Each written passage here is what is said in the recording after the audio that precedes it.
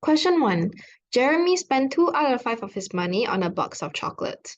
He spent 3/4 of the money on some cakes. What fraction of his money did he spend on the cakes?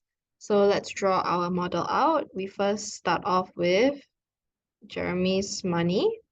So this would be a full fraction. And we know that he spent 2 out of 5 of his money on a box of chocolates. So if he spent 2/5 on chocolates, he would be left with 3 out of 5, because 5 out of 5 minus 2 out of 5 gives us 3 out of 5. So this is the remaining. And we know that he spent 3/4 of the remaining money on some cakes. So 3/4 was spent on cakes. So means he had 4 out of 4 minus 3/4 give us 1 out of 4. So this is the amount he had left. Okay, so what fraction of money did he spend on the cakes? All we have to do is take fraction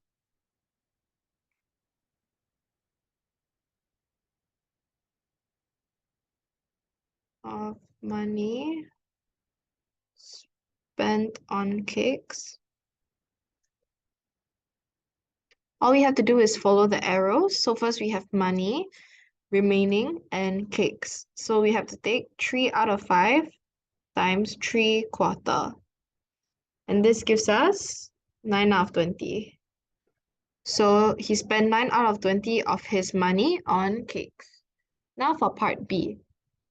If he was left with $6, how much money did Jeremy have at first? So this amount over here equals to $6. So let's write out the fraction. So we know that 3 out of 5 times 1/4 represents $6. And 3 out of 5 times 1/4 gives us 3 out of 20.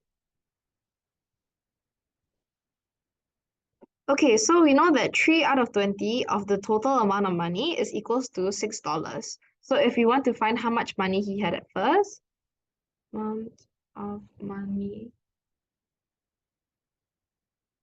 Jeremy had at first, it would be $6 times 20 out of 3. Because you divide it by 3 first to find what 1 out of 20 is, and you times 20 because the amount of money he had at first would be the full fraction, which is 20 out of 20. So this gives us $40, which is your final answer.